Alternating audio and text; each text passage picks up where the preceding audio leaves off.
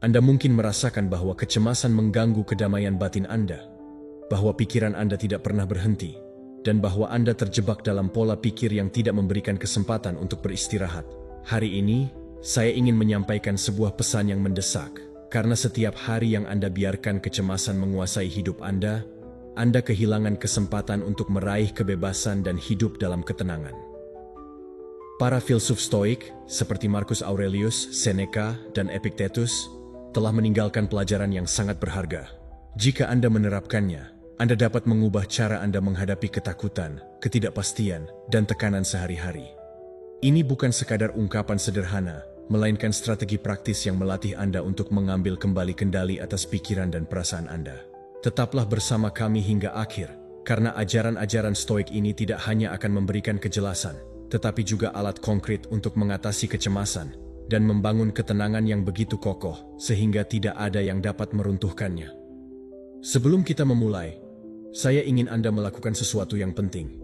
Tulis di kolom komentar kalimat, "Hari ini saya mengubah kecemasan saya seorang Stoik."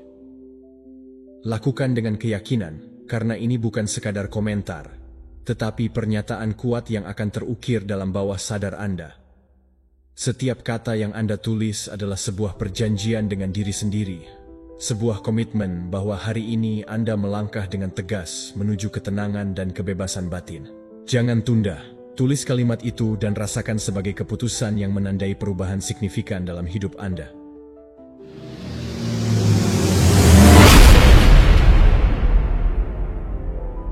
Pelajaran pertama adalah mengenali kecemasan sebagai respons manusia yang normal, tetapi sementara. Kecemasan merupakan bagian dari pengalaman manusia, bukan hukuman atau kutukan. Ini adalah respons alami dari tubuh Anda yang berusaha melindungi diri. Sebuah mekanisme yang dirancang untuk menjaga Anda tetap waspada terhadap ancaman yang mungkin terjadi. Jantung Anda berdetak lebih cepat, napas Anda menjadi cepat, dan pikiran Anda berlari mencoba mengantisipasi apa yang mungkin salah. Itulah esensi dari kecemasan. Sebuah mekanisme bertahan hidup yang diaktifkan baik di hadapan bahaya yang nyata maupun yang dibayangkan. Namun, seringkali kita lupa bahwa keadaan ini tidak dimaksudkan untuk bertahan selamanya. Kecemasan bersifat transitori. Anda bukanlah kecemasan Anda hanya merasakannya. Masalah muncul ketika, alih-alih mengakuinya sebagai sesuatu yang sementara, kita memberinya makan dengan pemikiran berulang. Apa yang seharusnya menjadi keadaan waspada yang singkat menjadi berkepanjangan dan berubah menjadi beban yang menguras pikiran dan tubuh Anda. Hitisuma tegenggu, hubungan menderita, dan kemampuan Anda untuk mengambil keputusan terpengaruh. Disinilah filosofi Stoik menjadi alat yang sangat berharga. Marcus Aurelius pernah berkata, "Penderitaan tidak berasal dari fakta, tetapi dari penilaian yang kita buat tentangnya." Jika Anda belajar untuk melihat kecemasan Anda bukan sebagai musuh yang tak terkalahkan, tetapi sebagai reaksi fisiologis yang dihasilkan tubuh Anda yang akan segera berlalu, Anda akan mendapatkan kembali kendali. Pikirkan tentang hal ini. Kecemasan sebagai reaksi fisiologis seharusnya tidak bertahan lebih dari 90 menit. Setelah waktu itu, jika masih ada, itu karena pikiran Anda memberinya makan dengan interpretasi, ketakutan, dan gambaran yang berulang. Ini seperti percikan api yang, alih-alih membiarkannya padam dengan sendirinya, Anda memutuskan untuk menyulutnya dengan lebih banyak kayu bakar. Stoicisme mengajak Anda untuk melakukan sebaliknya. Mengamati tanpa menghakimi, membiarkan emosi berlalu, dan tidak mengidentifikasikan diri Anda dengan itu. Anda bukanlah kecemasan, Anda adalah pengamat yang mengalaminya. Ketika Anda merasakan tekanan di dada, pusaran pikiran, atau kecemasan yang tampaknya tak terkendali, berhentilah sejenak. Tarik napas dalam-dalam. Tanyakan pada diri Anda, sudah berapa lama saya merasakan perasaan ini? Apakah ini akibat dari fakta yang nyata, atau dari pemikiran yang saya ulang-ulang? Refleksi sederhana ini dapat mengubah perspektif. Alih-alih merasa terjebak, Anda menyadari bahwa ada jalan keluar, bahwa kecemasan tidak bersifat tak terbatas, dan bahwa itu hanya kunjungan sementara. Jika Anda menyadari bahwa Anda telah merasakan perasaan itu lebih dari 90 menit, terapkan langkah perubahan. Tulis di jurnal semua yang Anda rasakan tanpa sensor. Mengosongkan pikiran Anda di atas kertas memberikan kejelasan. Karena dengan melihatnya secara tertulis, Anda dapat memisahkan apa yang berada dalam kendali Anda dari apa yang tidak. Di sini, para Stoik sangat jelas. Hanya apa yang dapat Anda kendalikan yang layak mendapatkan energi Anda. Yang lainnya, biarkan pergi. Pilihan lain adalah bergerak secara fisik, berjalan, meregangkan, atau bahkan berolahraga sedikit. Gerakan melepaskan ketegangan yang terakumulasi dan mengingatkan tubuh Anda bahwa ia tidak terjebak dalam emosi itu. Marcus Aurelius menghadapi perang, kehilangan, dan tekanan yang dengan mudah bisa menghancurkannya. Namun, dalam meditasi-meditasinya, ia menulis tentang pentingnya menjaga ketenangan batin. Bahkan, ketika dunia luar tampak runtuh. Itulah pengajaran Stoik. Apa yang terjadi di luar bisa kacau. Tetapi apa yang terjadi di dalam diri Anda tergantung pada bagaimana Anda memilih untuk menghadapinya. Kecemasan adalah hal yang tidak terhindarkan pada saat-saat tertentu, tetapi apakah itu menjadi tuan Anda atau guru Anda tergantung pada pilihan Anda. Jangan lupa bahwa setiap emosi, termasuk kecemasan, adalah seperti ombak. Ia datang, meningkat dengan kekuatan, dan cepat atau lambat akan menghilang. Ketika Anda mengenalinya sebagai sesuatu yang sementara, Anda membebaskan diri dari ilusi permanensi. Kesalahan adalah percaya bahwa apa yang Anda rasakan sekarang akan selalu Anda rasakan. Stoicisme mengajarkan Anda untuk mengingat sifat sementara dari segalanya. Dari rasa sakit, dari sukacita, dari ketakutan, dan dari kecemasan. Hasil dari mempraktikkan perspektif ini sangat jelas. Anda mendapatkan pengendalian diri karena Anda berhenti takut pada kecemasan, seolah-olah itu adalah binatang buas yang tak terduga. Anda belajar untuk melihatnya, menerimanya, dan menunggu saat ia larut. Anda menjadi lebih tenang karena Anda tidak lagi bereaksi dengan putus asa, tetapi dengan kesabaran dan memperkuat pikiran Anda. Setiap kali Anda memilih untuk tidak membiarkan diri Anda dikuasai, Anda memperkuat kemampuan Anda untuk bertahan. Jadi, lain kali kecemasan mengetuk pintu Anda, jangan lari atau melawan dengan putus asa. Amati, bernafas, kenali sifatnya yang sementara, dan pilih bagaimana untuk merespons. Selalu ingat, Anda bukanlah apa yang Anda rasakan. Anda adalah siapa yang memutuskan apa yang harus dilakukan dengan apa yang Anda rasakan. Dan itulah kunci Stoik untuk tidak membiarkan kecemasan mendefinisikan hidup Anda. Pelajaran kedua adalah untuk tidak mencoba mengisi kekosongan dalam hidup Anda. Seringkali kita berusaha mengisi kekosongan dalam hidup kita dengan apapun yang ada di tangan, seperti hubungan yang kita ketahui tidak baik untuk kita, jam-jam yang tak berujung di media sosial, makanan berlebihan, belanja impulsif, atau gangguan apapun yang membuat kita melupakan sementara apa yang kita rasakan di dalam. Namun, sebenarnya, setiap usaha untuk menutupi kekosongan itu dengan sesuatu yang eksternal hanya memperbesarnya. Stoicisme mengajarkan bahwa kedamaian sejati tidak ditemukan dalam apa yang datang dari luar, tetapi dalam kekuatan batin yang Anda kembangkan ketika Anda belajar untuk bersama diri sendiri, tanpa perlu distraksi. Marcus Aurelius menegaskan bahwa kedamaian sejati terletak di dalam diri Anda. Namun, masyarakat kita terus-menerus mendorong kita untuk mencari solusi cepat, untuk berpikir bahwa ketidaknyamanan batin adalah sesuatu yang harus segera ditutupi.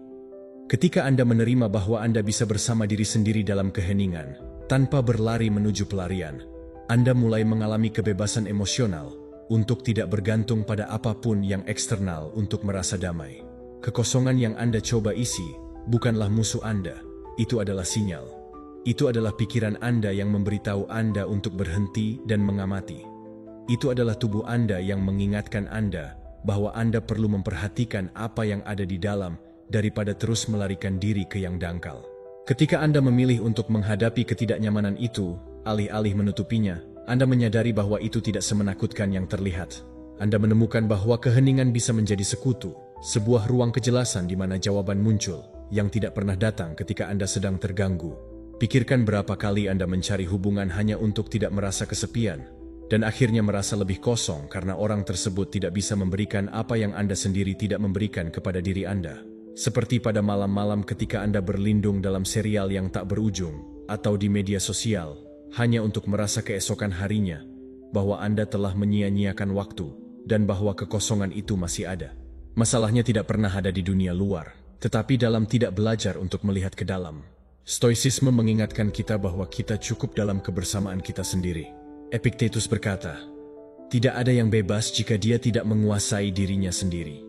Menguasai diri berarti mampu menghabiskan waktu dengan diri sendiri tanpa merasa kebutuhan mendesak untuk mengisi setiap detik dengan kebisingan.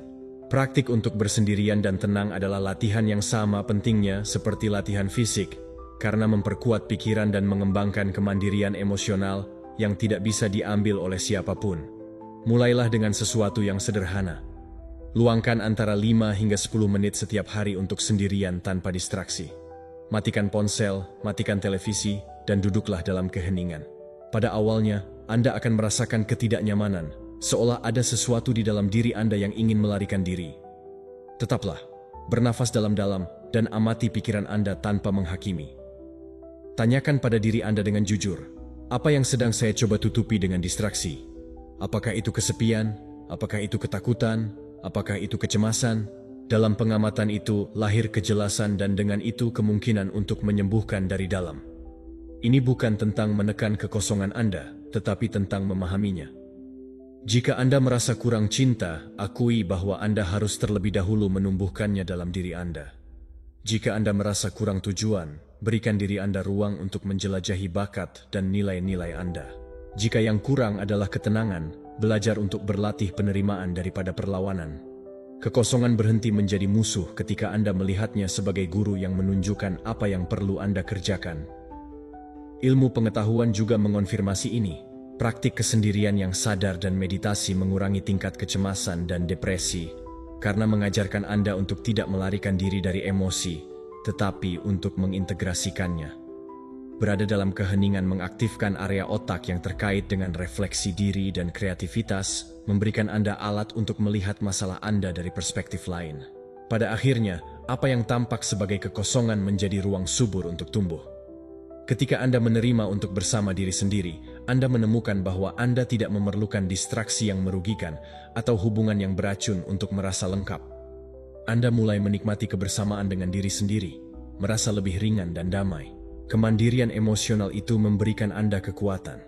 Anda tidak lagi bergantung pada apa yang dilakukan atau dikatakan orang lain untuk merasa baik, karena kesejahteraan Anda tidak terikat pada apapun yang eksternal. Hasil dari mempraktikkan stoicisme dalam hubungan Anda dengan diri sendiri adalah sederhana, tetapi mendalam, lebih banyak kebebasan, dan lebih banyak kedamaian batin. Anda tidak lagi merasakan urgensi untuk berlari menuju sesuatu untuk tidak menghadapi apa yang ada di dalam diri Anda.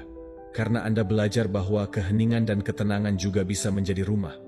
Anda berhenti menjadi budak dari kekosongan Anda, dan mulai hidup sebagai tuan atas diri Anda sendiri. Jadi, lain kali Anda merasakan dorongan untuk mengisi kekosongan Anda dengan sesuatu yang Anda tahu tidak memberikan keuntungan, berhentilah, bernafas. Ingatlah bahwa kekosongan itu hanyalah sebuah ruang, menunggu untuk Anda isi dengan keberadaan Anda sendiri, bukan dengan apa yang datang dari luar. Di sana, pada saat keberanian dan ketenangan itu, Anda akan mempraktikkan apa yang selalu diajarkan oleh para Stoik, bahwa kedamaian sejati lahir dari dalam diri Anda. Pelajaran ketiga adalah mengidentifikasi akar kecemasan Anda. Kecemasan tidak muncul begitu saja. Selalu ada akar yang lebih dalam yang sering kali kita abaikan. Anda mungkin merasakan benjolan di dada, pikiran yang cepat, atau insomnia. Namun, jika Anda hanya menyerang gejala-gejala itu tanpa melihat dari mana asalnya, satu-satunya yang Anda capai adalah kelegaan sementara. Stoicisme mengajarkan bahwa penguasaan sejati tidak terletak pada melarikan diri dari apa yang menyakitkan, tetapi pada mengamatinya dengan keberanian dan memahaminya. Ketika Anda mengidentifikasi akar kecemasan Anda tidak lagi berjuang melawan bayangan. Anda mulai sembuh dari akarnya. Pikirkan tentang trauma masa lalu, kehilangan yang belum sepenuhnya Anda proses, atau ketidakpastian yang Anda simpan tanpa menyelesaikannya. Setiap pengalaman itu menjadi pemicu diam yang lambat laun muncul dalam bentuk kecemasan. Mungkin Anda tidak menyadarinya, tetapi perdebatan dengan orang yang Anda cintai, kehilangan pekerjaan, atau kekecewaan lama masih hidup dalam ingatan emosional Anda. Selama Anda tidak mengenalinya, pikiran Anda akan terus menemukan cara untuk mengingatkan Anda melalui sensasi kegelisahan dan ketakutan. Marcus Aurelius berbicara tentang menghadapi kenyataan apa adanya, tanpa hiasan atau topeng, dan ide yang sama berlaku untuk dunia batin Anda. Ketika Anda memilih untuk melihat luka-luka Anda secara langsung tanpa bersembunyi di balik distraksi atau alasan, Anda mengambil langkah keberanian stoik. Mengidentifikasi akar kecemasan Anda tidak berarti menghidupkan kembali rasa sakit, tetapi memahaminya agar ia tidak lagi menguasai masa kini. Stoicisme mengajak Anda untuk bertanya, apa yang ada di balik emosi ini? Pengalaman masa lalu mana yang mengajarkan saya untuk bereaksi dengan cara ini? Seringkali, kecemasan bukanlah tentang apa yang terjadi hari ini, tetapi tentang apa yang pikiran Anda interpretasikan melalui pengalaman lama. Mungkin ketakutan Anda akan kehilangan seseorang di masa kini berhubungan dengan kehilangan seseorang di masa lalu. Mungkin perasaan tidak aman Anda berasal dari penolakan yang tidak pernah Anda proses. Hanya dengan mengenalinya, Anda bisa berhenti berjuang melawan gejala dan bekerja dengan penyebab yang sebenarnya. Latihan yang kuat adalah menghabiskan 15 menit setiap minggu untuk menulis tentang apa yang menimbulkan ketakutan dalam diri Anda. Jangan lakukan ini untuk mengeluh, tetapi untuk mengamati dengan jelas. Tanyakan pada diri Anda, situasi apa yang saat ini membangkitkan kecemasan saya? Kenangan atau luka apa yang terhubung dengan emosi-emosi itu? Saat Anda menulis, pikiran Anda mulai menggambar koneksi yang dalam, yang seringkali tidak terlihat dalam kehidupan sehari-hari. Apa yang tersembunyi muncul ke permukaan, dan ketika sesuatu muncul ke permukaan, itu kehilangan sebagian dari kekuatannya atas diri Anda. Latihan lain adalah mencari pendampingan. Bisa berupa terapis, pemandu spiritual, atau seseorang yang Anda percayai yang dapat mendengarkan tanpa menghakimi. Para stoik bukanlah pertapa yang terputus dari dunia. Mereka mengakui nilai dari komunitas dan berbagi refleksi. Epictetus sendiri berkata bahwa filosofi adalah terapi untuk jiwa. Membicarakan apa yang Anda bawa di dalam tidak membuat Anda lemah. Sebaliknya, itu membuat Anda lebih kuat karena Anda memilih untuk tidak menanggungnya sendiri. Kecemasan diberi makan oleh keheningan dan hal-hal yang tidak terselesaikan. Setiap kali Anda memilih untuk mengabaikan apa yang Anda rasakan, akar-akarnya semakin dalam. Tetapi setiap kali Anda memilih untuk mengamati, menulis, dan berbicara, akar-akar itu mulai melonggar. Stoicisme bersikeras untuk membedakan antara apa yang Anda kendalikan dan apa yang tidak. Anda tidak bisa mengubah apa yang terjadi di masa lalu, tetapi Anda bisa mengubah cara Anda menginterpretasikannya hari ini. Dengan menginterpretasikan kembali pengalaman-pengalaman itu, kecemasan kehilangan kekuatannya. Bayangkan bahwa selama bertahun-tahun, Anda berpikir bahwa sebuah kesalahan mendefinisikan Anda sebagai orang yang gagal. Keyakinan itu menjadi akar kecemasan Anda setiap kali Anda menghadapi tantangan baru. Jika Anda tidak mempertanyakannya, Anda akan terus merasakan ketakutan yang sama setiap kali Anda mencoba untuk maju. Namun, jika Anda merenungkan, menulis, dan memahami bahwa kesalahan itu adalah pelajaran dan bukan kutukan, Anda memotong akar itu dan membebaskan diri Anda. Ilmu pengetahuan mendukung apa yang para stoik intui.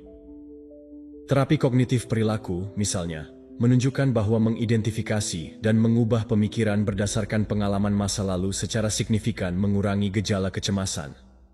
Otak belajar asosiasi baru, dan apa yang sebelumnya menjadi pemicu berhenti menjadi pemicu. Ini menunjukkan bahwa mengamati akar tidak hanya filosofi, tetapi juga ilmu saraf yang diterapkan pada kesejahteraan Anda. Hasil dari proses ini adalah hidup yang lebih ringan. Dengan berhenti berjuang melawan gejala, Anda bekerja dengan jelas pada apa yang benar-benar penting. Anda tidak lagi bereaksi dengan ketakutan otomatis karena Anda tahu dari mana asalnya dan bagaimana menghadapinya. Ya, kecemasan Anda berhenti menjadi musuh yang tidak terlihat dan berubah menjadi sinyal yang bisa Anda pahami dan tangani. Jadi, lain kali kecemasan muncul, jangan hanya berfokus pada pernapasan atau mengalihkan perhatian. Lakukan itu untuk menenangkan diri. Namun setelah itu, tanyakan pada diri Anda, apa yang ada di balik ini? Luangkan waktu untuk menulis, merenung, atau membicarakannya. Jangan lari dari akar-akar Anda. Lihatlah mereka dengan keberanian, karena hanya mereka yang mengenali apa yang menyakitkan dapat mulai menyembuhkannya. Dan itulah jalan stoik menuju kedamaian sejati. Menerima apa yang Anda rasakan, memahami dari mana asalnya, dan memilih dengan jelas bagaimana hidup mulai sekarang. Pelajaran keempat adalah melatih kembali tubuh dan pikiran Anda. Kecemasan melatih tubuh dan pikiran Anda untuk bereaksi dengan ketakutan, seolah-olah setiap situasi adalah ancaman. Jantung Anda berdetak lebih cepat, napas Anda menjadi cepat, pikiran Anda berlipat ganda, dan tampaknya Anda tidak memiliki kendali. Namun, apa yang sering kita lupakan adalah bahwa pola-pola ini tidak permanen. Seperti sistem saraf belajar bereaksi dengan kecemasan, ia juga bisa belajar kembali untuk merespons dengan ketenangan. Stoicisme mengajarkan bahwa kita tidak menjadi budak emosi kita, tetapi kita bisa melatih pikiran kita untuk bertindak dengan jelas dan disiplin. Bahkan di tengah badai, ketika tubuh Anda bereaksi secara otomatis, itu bukan karena Anda lemah, tetapi karena ia belajar mengaitkan situasi tertentu dengan bahaya. Mungkin pengalaman masa lalu menanamkan reaksi itu, dan kini muncul secara mekanis. Namun, ingatlah apa yang dikatakan Epictetus. Bukanlah hal-hal yang mengganggu kita, tetapi opini yang kita miliki tentang mereka. Dengan cara yang sama, bukan situasi yang menyebabkan kecemasan, tetapi pola yang diulang-ulang oleh pikiran Anda. Dan pola itu bisa diubah dengan praktik yang konsisten. Sistem saraf memiliki plastisitas. Itu berarti bahwa ia mampu menciptakan koneksi dan respons baru jika Anda melatihnya secara sadar. Setiap kali Anda memilih untuk berhenti, bernafas, dan merespons dengan tenang, Anda sedang mengonfigurasi ulang pikiran dan tubuh Anda. Pada awalnya, ini mungkin sulit, karena reaksi otomatis itu kuat. Tetapi dengan disiplin, cara baru bereaksi itu akan menjadi keadaan alami Anda. Ini seperti belajar kebiasaan baru. Konsistensi mengubahnya menjadi bagian dari diri Anda. Salah satu alat yang paling kuat adalah pernapasan. Melakukan latihan seperti teknik menghirup selama 4 detik, menahan selama 4 detik, dan mengeluarkan napas selama 6 detik membantu menenangkan sistem saraf dan mengajarkan tubuh Anda bahwa ia tidak dalam bahaya. Ketika Anda melakukannya setiap hari, tubuh Anda mulai mengenali ketenangan sebagai respons otomatis, menggantikan ketakutan. Stoik tidak menunggu hingga kekacauan datang untuk melatih diri. Mereka mempersiapkan diri sebelumnya, memperkuat pikiran dan tubuh mereka seperti seorang pejuang yang mengasah pedangnya. Latihan lain adalah meditasi terpandu. Luangkan 10 menit setiap hari untuk mengamati napas Anda atau mendengarkan panduan ketenangan. Latih pikiran Anda untuk tetap fokus. Setiap kali pikiran melenceng ke arah pikiran cemas dan Anda mengembalikannya ke saat ini, Anda sedang mendidik ulang otak Anda.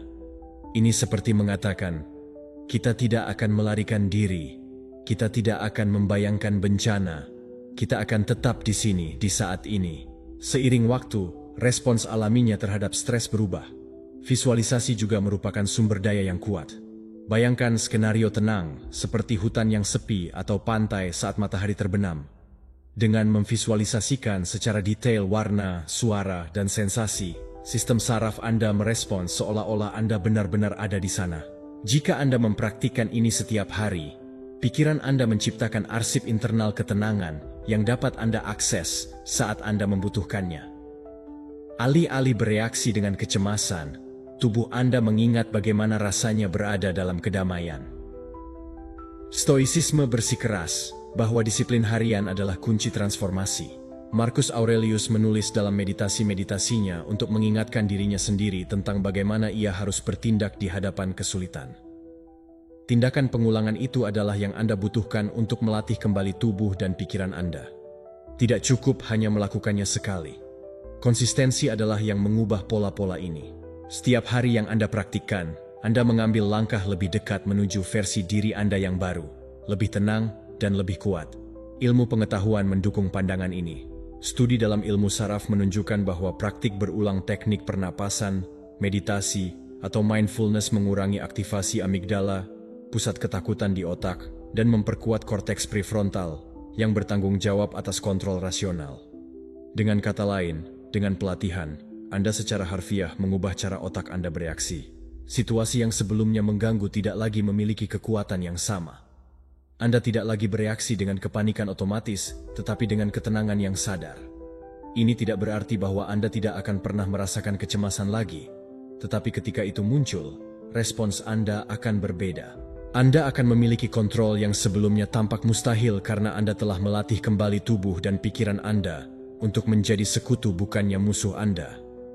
Jadi, lain kali Anda merasakan kecemasan, ingatlah bahwa Anda tidak terikat untuk selalu bereaksi dengan cara yang sama.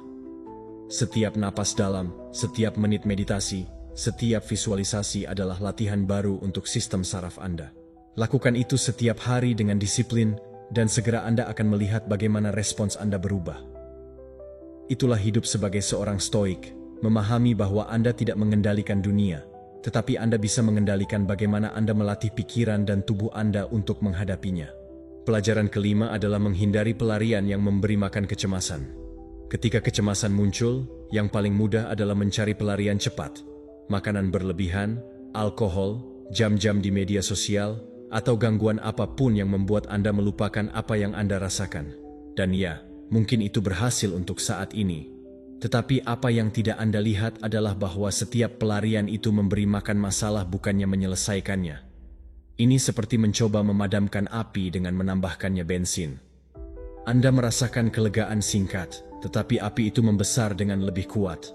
Stoicisme mengajarkan bahwa yang benar-benar penting bukanlah melarikan diri dari ketidaknyamanan, tetapi menghadapinya dengan disiplin dan kejelasan.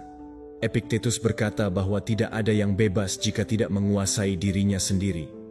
Setiap kali Anda berlari menuju pelarian eksternal, Anda menyerahkan kebebasan Anda kepada sesuatu yang mengendalikan diri Anda. Ini adalah rantai tak terlihat yang tampaknya menghibur Anda, tetapi justru mengikat Anda lebih kuat pada kecemasan. Karena begitu efek sementara itu berlalu, ketidaknyamanan kembali lebih intens, disertai rasa bersalah atau kekosongan, dan kemudian Anda membutuhkan dosis pelarian baru. Lingkaran setan telah siap. Masalah dari mekanisme ini adalah bahwa mereka tidak menyerang akarnya, mereka hanya membius gejalanya. Anda makan berlebihan untuk tidak memikirkan kekhawatiran. Anda minum untuk menenangkan kegelisahan. Anda kehilangan diri dalam media sosial untuk menghindari kesepian. Namun, ketika efeknya hilang, tidak ada yang berubah di dalam diri Anda. Para Stoik, seperti Marcus Aurelius, memahami ini dengan jelas. Penderitaan tidak ada dalam fakta, tetapi dalam bagaimana kita bereaksi terhadapnya. Jika Anda memilih untuk bereaksi dengan pelarian, Anda memperkuat masalah. Jika Anda memilih untuk menghadapinya dengan keberanian dan disiplin, Anda mengubahnya menjadi kekuatan. Kecemasan tidak dilawan dengan kelebihan, tetapi dengan keteraturan. Menggantikan pelarian adalah kuncinya. Alih-alih berlari menuju makanan, berjalanlah selama 10 menit. Gerakan fisik melepaskan bahan kimia stres dan mengembalikan kejelasan mental Anda. Alih-alih terjebak di jam-jam media sosial, ambil buku yang menginspirasi dan memberi nutrisi pada pikiran Anda. Pengetahuan yang nyata memperkuat karakter Anda, sementara konsumsi yang kosong hanya membuat Anda lebih gelisah. Jika Anda merasa perlu untuk melarikan diri, gunakan dorongan itu untuk menulis apa yang Anda rasakan di jurnal. Mengubah emosi menjadi kata-kata adalah cara yang kuat untuk memprosesnya tanpa melarikan diri. Doa atau meditasi juga merupakan jalur yang dipraktikkan oleh para bijak. Anda tidak memerlukan 1 jam. Cukup beberapa menit keheningan yang dalam di mana Anda kembali kepada diri sendiri. Jeda sadar itu memutus sirkuit kecemasan dan mengingatkan Anda bahwa yang eksternal tidak perlu menguasai batin Anda. Marcus Aurelius menulis dalam meditasi-meditasinya untuk berbicara pada dirinya sendiri, untuk mengingatkan bahwa ketenangan selalu tersedia dalam pikirannya, bukan dalam kesenangan yang sementara. Ilmu pengetahuan mengonfirmasi apa yang sudah diintui oleh para Stoik. Studi menunjukkan bahwa mengandalkan pelarian seperti alkohol atau makanan emosional meningkatkan tingkat kecemasan dan depresi dalam jangka panjang, sementara kebiasaan seperti olahraga, menulis atau meditasi mengurangi aktivasi amigdala dan memperkuat korteks prefrontal bagian otak yang bertanggung jawab atas pengendalian diri. Dengan kata lain, setiap kali Anda memilih kebiasaan yang sehat, Anda mengonfigurasi kembali pikiran dan tubuh Anda untuk hidup dengan lebih tenang. Kuncinya adalah mengenali pola. Lain kali Anda merasakan urgensi untuk melarikan diri, berhentilah dan tanyakan pada diri Anda, apakah yang akan saya lakukan ini memberikan kedamaian sejati atau hanya ketenangan sementara? Pertanyaan sederhana ini adalah perisai Stoik yang membantu Anda mendapatkan kembali kebebasan Anda. Ketika Anda secara sadar memilih apa yang Anda lakukan dengan kecemasan Anda berhenti menjadi budak dari dorongan Anda. Pada awalnya, tidak akan mudah. Pikiran Anda akan meminta yang dikenal, makanan cepat saji itu, minuman itu, scrolling tanpa akhir itu. Namun, setiap kali Anda memilih jalan yang berbeda, meskipun hanya untuk beberapa menit, Anda melemahkan kekuatan pelarian itu dan memperkuat pengendalian diri Anda. Seiring waktu, apa yang tampak mustahil menjadi norma baru Anda, menghadapi kecemasan tanpa melarikan diri. Hasil dari proses ini adalah pengurangan nyata dalam kecemasan dalam jangka panjang. Anda tidak lagi bergantung pada apapun yang eksternal untuk menenangkan diri, karena Anda telah belajar memberi nutrisi pada tubuh dan pikiran Anda secara sadar. Anda mendapatkan energi, kejelasan, dan kepercayaan diri, karena Anda tahu bahwa Anda bisa menahan ketidaknyamanan tanpa membiarkannya menyeret Anda. Dan itulah kebebasan sejati yang dicari oleh para Stoik. Menjadi tuan atas diri Anda sendiri dalam keadaan apapun. Jadi ingatlah, pelarian mungkin tampak manis pada saatnya, tetapi pahit setelahnya. Jangan serahkan kekuatan Anda kepada apa yang hanya menenangkan Anda untuk sesaat. Pilih aktivitas yang memberi nutrisi pada diri Anda, yang memperkuat Anda, yang mengembalikan pusat Anda. Disitulah perbedaan antara menjadi budak kecemasan atau menjadi tuan atas hidup Anda. Dan pilihan itu Anda buat setiap saat ketika Anda memutuskan untuk tidak melarikan diri, tetapi menghadapi dengan keberanian apa yang Anda rasakan. Pelajaran keenam adalah mengembangkan pengampunan untuk menyembuhkan. Kebencian seperti racun yang Anda minum berharap akan menyakiti orang lain. Namun, satu-satunya yang diracuni adalah diri Anda sendiri. Setiap ingatan tentang apa yang dilakukan kepada Anda, setiap kali Anda menghidupkan kembali luka itu, tubuh dan pikiran Anda merasakan kemarahan, kesedihan, dan kecemasan yang sama. Para Stoik memahami ini. Anda tidak dapat mengontrol apa yang seseorang lakukan di masa lalu, tetapi Anda bisa mengontrol apakah Anda memilih untuk terus menanggung rasa sakit itu, atau memilih untuk membebaskannya. Mengembangkan pengampunan bukanlah hadiah untuk orang lain, tetapi tindakan cinta pada diri sendiri yang mengembalikan kedamaian Anda. Marcus Aurelius mengajarkan bahwa apa yang dilakukan orang lain bergantung pada mereka, bukan pada diri Anda, dan bahwa pertahanan terbaik terhadap ketidakadilan adalah tidak membiarkan jiwa Anda terkorupsi oleh itu. Ketika Anda menyimpan dendam, Anda membiarkan seseorang tinggal di pikiran Anda tanpa membayar sewa, mengondisikan masa kini dan masa depan Anda. Ini seperti menyeret rantai tak terlihat yang semakin berat setiap hari, dan kecemasan memberi makan rantai itu karena setiap ingatan tentang luka mengaktifkan tubuh Anda seolah-olah itu terjadi lagi. Stoicisme mengajak kita untuk melepaskan, bukan untuk membenarkan, bukan untuk melupakan dengan paksa, tetapi untuk mengakui bahwa apa yang terjadi tidak bisa diubah. Apa yang bisa Anda putuskan adalah apa yang Anda lakukan dengan cerita itu. Apakah Anda membiarkannya terus menyakitimu, atau mengubahnya menjadi tangga menuju kebebasan Anda? Pengampunan adalah pilihan sadar untuk berhenti memberi makan api kebencian. Ini adalah pernyataan kepada pikiran Anda. Saya tidak ingin lagi mengulangi adegan ini di kepala saya. Saya memilih untuk membebaskan diri saya. Latihan yang kuat adalah menulis surat pengampunan. Tidak masalah jika Anda tidak pernah mengirimkannya, karena tujuannya bukan untuk berdamai dengan orang lain, tetapi untuk membebaskan hati Anda. Tulis semua yang Anda rasakan, rasa sakit, kemarahan, frustrasi, dan pada akhirnya nyatakan, saya memaafkan karena saya tidak layak terus menanggung beban ini. Surat itu menjadi ritual pembersihan emosional, pengingat bahwa Anda tidak ingin hidup terikat pada masa lalu. Mengampuni bukan berarti menerima apa yang terjadi sebagai sesuatu yang benar, atau berhenti memberikan batasan jika diperlukan. Ini berarti bahwa Anda memutuskan bahwa apa yang terjadi tidak akan mendefinisikan masa kini Anda. Ini berarti bahwa Anda memilih kedamaian Anda di atas kebutuhan untuk balas dendam. Dan itu adalah salah satu bentuk pengendalian diri terbesar yang diajarkan oleh para Stoik. Tidak membiarkan yang eksternal menghancurkan pusat batin Anda. Ilmu pengetahuan juga mendukung pengajaran ini. Studi dalam psikologi menunjukkan bahwa pengampunan mengurangi kecemasan, depresi, dan gejala stres. Tindakan sederhana untuk menyusun kembali mental apa yang terjadi dan berhenti menghidupkannya kembali mengaktifkan proses di otak yang mengurangi respons amigdala, pusat ketakutan, dan kemarahan. Dengan kata lain, setiap kali Anda memilih untuk memaafkan, tubuh Anda juga mulai sembuh. Pikirkan tentang seseorang yang masih Anda simpan kebencian. Perhatikan bagaimana tubuh Anda merasa saat mengingatnya. Ketegangan di otot, benjolan di tenggorokan, percepatan di dada. Sekarang bayangkan apa yang akan terjadi jika Anda bisa melepaskan beban itu.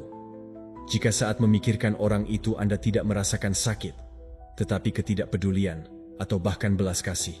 Itulah efek membebaskan dari pengampunan. Itu mengembalikan energi, keringanan, dan ruang mental untuk fokus pada apa yang benar-benar penting. Stoik memahami bahwa hidup penuh dengan pelanggaran, pengkhianatan, dan kekecewaan. Anda tidak bisa menghindarinya, tetapi Anda bisa memutuskan untuk tidak hidup terikat olehnya. Seperti yang dikatakan Epictetus, tidak ada yang bisa menyakitimu tanpa persetujuanmu. Memegang pada kebencian adalah memberikan persetujuan itu berulang kali. Pengampunan adalah mencabut kekuatan dari orang lain untuk terus menyakitimu dari ingatanmu. Hasil dari mengembangkan pengampunan adalah segera dan mendalam. Anda mulai merasa lebih ringan, seolah melepaskan ransel yang sudah terlalu lama Anda bawa. Kecemasan Anda berkurang karena Anda berhenti mengulangi mental apa yang menyakitimu. Hubungan Anda saat ini membaik karena Anda tidak lagi bereaksi dari luka lama, dan kedamaian batin Anda tumbuh. Anda memahami bahwa kekuatan sejati tidak terletak pada mengubah masa lalu, tetapi pada memutuskan bagaimana Anda ingin hidup mulai hari ini. Jadi lain kali kebencian muncul, jangan memberi makan. Bernafas, ambil kertas, dan tulis. Nyatakan dengan tegas, saya membebaskan diri dari racun emosional. Saya memilih untuk memaafkan. Lakukan ini untuk diri Anda sendiri, bukan untuk orang lain. Karena kebebasan emosional tidak ditemukan dalam membalas dendam, tetapi dalam melepaskan. Dan pilihan itu, untuk mengembangkan pengampunan, adalah yang mengembalikan kekuatan dan ketenangan Anda. Pelajaran 7, sertakan latihan harian sebagai saluran untuk stres. Tubuh dan pikiran terhubung dengan cara yang lebih kuat daripada yang sering kita akui. Ketika kecemasan muncul, tubuhmu bersiap seolah-olah menghadapi bahaya nyata. Jantung berdetak lebih cepat, otot-otot tegang, dan tubuh memproduksi kortisol untuk mengaktifkan respons melawan atau melarikan diri. Di zaman kuno, energi itu ditemukan dalam tindakan fisik, berlari, berburu, membela diri. Namun hari ini, di tengah kehidupan yang tidak aktif, energi itu terakumulasi tanpa saluran. Dan disinilah latihan harian menjadi katup pelepasan terbaikmu. Stoicisme mengajarkan bahwa kamu tidak dapat mengontrol segala sesuatu yang terjadi di luar dirimu, tetapi kamu dapat memutuskan bagaimana kamu merespons. Menyertakan latihan dalam rutinitasmu adalah keputusan sadar untuk merawat tubuh dan pikiranmu, untuk tidak membiarkan kecemasan menguasaimu. Marcus Aurelius berbicara tentang pentingnya menggunakan setiap hari sebagai pelatihan jiwa dan tubuh, karena keduanya merupakan bagian dari kekuatan yang sama. Berlatih bukan hanya tentang menggerakkan otot, ini adalah mendisiplinkan pikiran untuk tetap teguh dalam menghadapi kesulitan. Latihan aerobik membakar kelebihan kortisol, hormon stres yang dalam tingkat tinggi mengaburkan penilaianmu, mengganggu tidurmu, dan meningkatkan perasaan kecemasan. Pada saat yang sama, ini merangsang produksi endorfin, zat kimia alami yang menghasilkan ketenangan dan kesejahteraan. Ini seperti mereset sistem sarafmu setelah hari yang penuh ketegangan. Setelah berjalan cepat atau sesi bersepeda, kamu tidak hanya merasa lebih ringan, tetapi juga berpikir lebih jernih dan merespons dengan lebih tenang. Kamu tidak perlu menjadi atlet berkinerja tinggi untuk mendapatkan manfaat ini. Menghabiskan 20 atau 30 menit setiap hari untuk aktivitas kardiovaskular sudah cukup untuk mulai mengubah keadaan emosionalmu. Kamu bisa berjalan cepat, menari, berlari, melompat tali, atau bersepeda. Yang penting bukanlah jenis latihan, tetapi konsistensi dalam melakukannya. Tubuh belajar dengan cepat dan segera sesi-sesi itu menjadi ruang kebebasan dan pelepasanmu. Jika kamu melakukannya bersama orang lain, itu lebih baik lagi. Latihan dalam kelompok atau dengan teman menambahkan komponen sosial yang juga mengurangi tingkat kortisol. Mengobrol sambil berjalan, berbagi rutinitas di gym, atau sekadar memiliki seseorang untuk berkomitmen meningkatkan motivasi dan rasa kesejahteraan. Para Stoik menghargai komunitas dan dukungan timbal balik, dan di sini kamu memiliki cara modern untuk menerapkannya. Lingkungan juga penting. Carilah tempat yang menginspirasimu, yang menghubungkanmu dengan alam atau yang membuatmu merasa baik. Berlari di taman, berlatih di gym yang membuatmu nyaman, atau sekadar bergerak di ruang bersih dan berventilasi di rumah mempengaruhi motivasimu. Pikiranmu mengasosiasikan lingkungan itu dengan ketenangan dan energi positif. Dan itu memperkuat kebiasaan. Jika kamu tidak bisa keluar rumah, tidak ada alasan. Kamu bisa melakukan lompatan, burpees, squat, atau yoga dinamis. Bahkan 10 menit gerakan intens di dalam ruangan cukup untuk melepaskan ketegangan yang terakumulasi. Ingatlah bahwa yang penting adalah memberi tubuh kesempatan untuk melepaskan energi yang diaktifkan oleh kecemasan, bukan membiarkannya terakumulasi. Ilmu pengetahuan mengonfirmasi. Penelitian menunjukkan bahwa latihan teratur tidak hanya mengurangi gejala kecemasan, tetapi juga memperkuat ketahanan emosional dalam jangka panjang. Dengan menggerakkan tubuhmu, kamu juga melatih pikiranmu untuk tidak terbawa oleh ketakutan. Dan setiap sesi yang kamu selesaikan adalah pengingat bahwa kamu memiliki kendali, bahwa kamu bisa mengubah keadaan internalmu dengan tindakan sederhana dan konsisten. Hasil dari menyertakan latihan dalam kehidupan sehari-harimu adalah penurunan kecemasan yang signifikan, perasaan relaksasi yang lebih besar, dan dorongan energi positif yang tercermin dalam semua area hidupmu. Kamu mulai tidur lebih nyenyak, lebih mudah berkonsentrasi, dan merespons dengan ketenangan dalam situasi yang sebelumnya membuatmu kewalahan. Disiplin fisik menjadi disiplin emosional, dan itulah esensi pemikiran Stoik. Melatih tubuh dan pikiran sebagai satu kesatuan untuk menguasai dirimu sendiri. Jadi setiap kali kamu merasakan tekanan kecemasan meningkat, ingatlah, kamu tidak perlu terjebak dalam energi itu. Bangkitlah, bergeraklah, bernapaslah saat kamu berjalan atau berlari. Lakukan dengan konsisten, dan kamu akan menemukan bahwa tubuhmu menjadi sekutu terbaikmu untuk mendapatkan kembali ketenangan. Karena ketika kamu melatih tubuhmu, kamu juga melatih karaktermu. Dan itulah jalan Stoik menuju kehidupan yang lebih damai dan lebih berdaya. Pelajaran 8. Adopsi pola makan yang menstabilkan gula darah. Cara kamu memberi makan dirimu secara langsung memengaruhi keadaan emosionalmu, jauh lebih dari yang biasanya kita akui. Para Stoik memahami bahwa tubuh dan pikiran membentuk satu kesatuan dan bahwa jika tubuh dalam kekacauan, pikiran sulit untuk tenang. Apa yang kamu makan bisa menjadi perbedaan antara hari yang penuh kejelasan atau hari yang dikuasai oleh kecemasan. Ketika kadar gula darah naik dan turun secara drastis, sistem sarafmu diaktifkan seolah-olah kamu dalam bahaya, menghasilkan respons melawan atau melarikan diri yang sama yang memicu kecemasan. Mempertahankan stabilitas pada kadar tersebut bukan hanya masalah fisik. Ini juga merupakan cara untuk membudidayakan ketenangan Stoik. Pikirkan tentang apa yang terjadi ketika kamu mengonsumsi gula rafinasi, karbohidrat sederhana, atau mengonsumsi kafein secara berlebihan.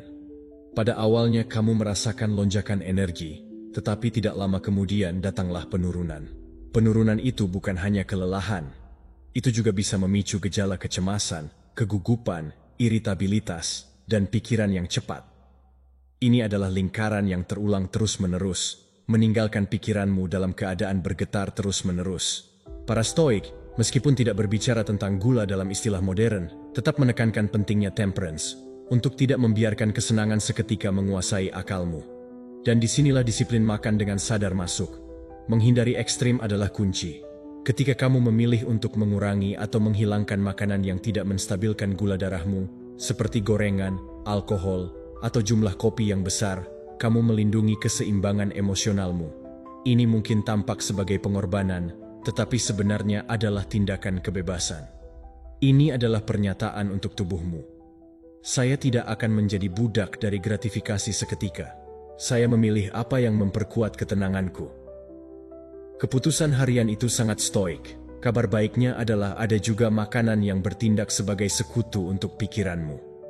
Biji-bijian utuh seperti quinoa atau nasi merah melepaskan energi secara bertahap, menghindari lonjakan dan penurunan yang tajam.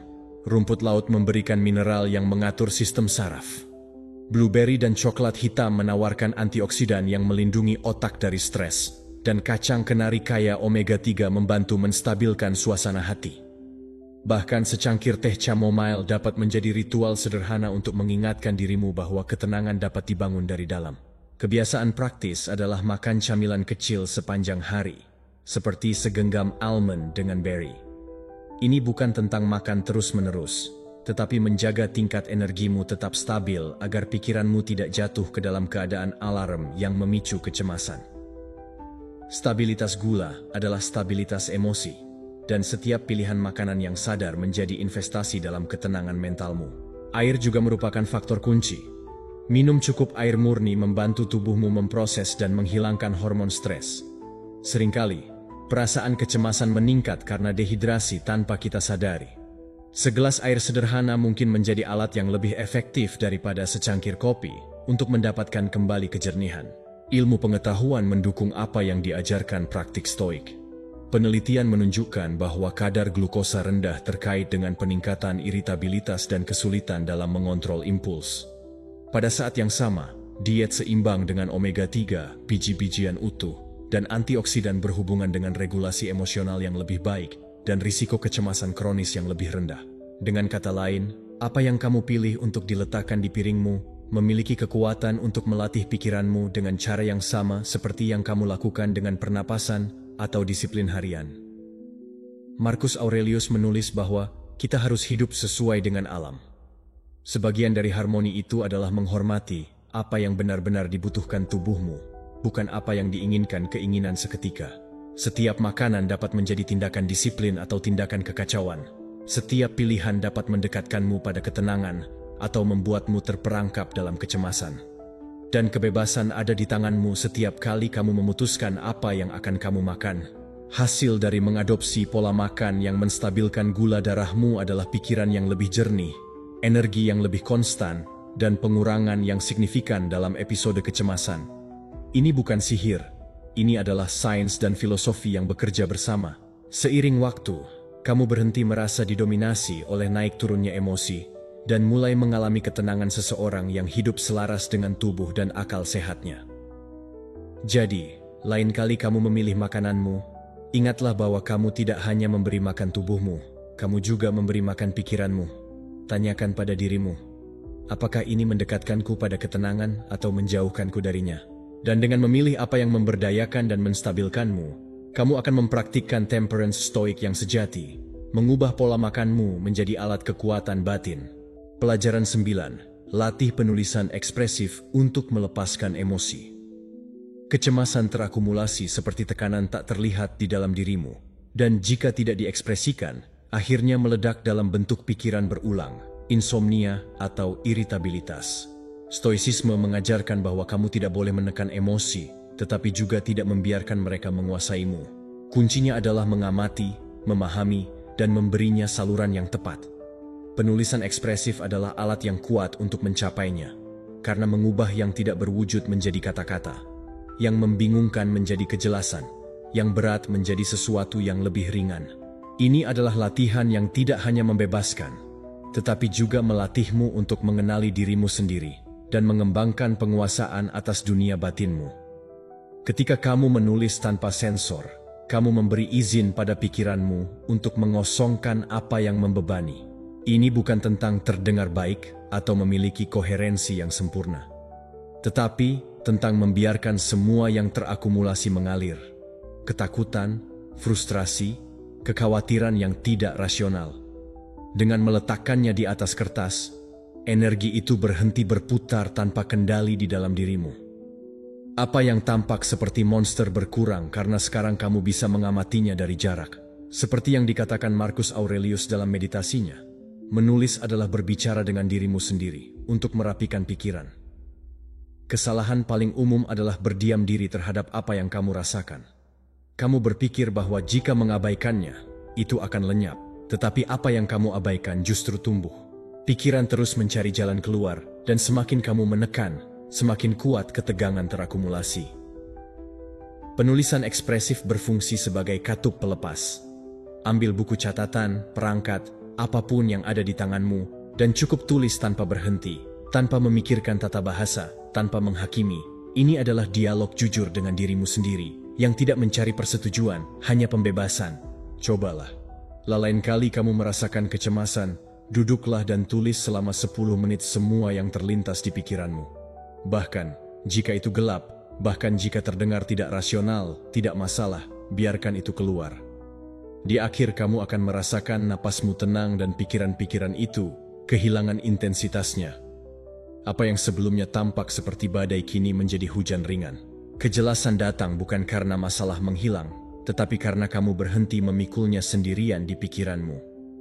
Stoicisme selalu berbicara tentang pentingnya mencatat pikiran. Marcus Aurelius menulis setiap hari untuk merapikan jiwanya. Cecca merekomendasikan untuk merenungkan sebelum tidur tentang apa yang telah dialami. sebagai latihan pengetahuan diri. Kamu bisa melakukan hal yang sama, tetapi terfokus pada melepaskan kecemasan. Penulisan ekspresif bukanlah kemewahan. Ini adalah kebiasaan disiplin emosional yang membantumu untuk tidak menjadi budak dari apa yang kamu rasakan. Langkah tambahan adalah melengkapi latihan ini dengan jurnal rasa syukur. Setelah kamu mengosongkan kekhawatiranmu, luangkan beberapa menit untuk menulis 3 hal positif dari harimu, sekecil apapun. Perubahan fokus sederhana ini mengalihkan pikiranmu dari kekhawatiran ke rasa syukur. Melatihnya untuk mengenali bahwa tidak semuanya negatif, bahkan di tengah kecemasan. Ilmu pengetahuan mengonfirmasi apa yang intuisi para Stoik. Penelitian dari James Pennebaker menunjukkan bahwa penulisan ekspresif mengurangi stres, meningkatkan sistem kekebalan tubuh, dan mengurangi gejala kecemasan dan depresi. Dengan mengubah yang internal menjadi kata-kata, otak memproses pengalaman dengan lebih efisien dan mengurangi reaktivitas emosional.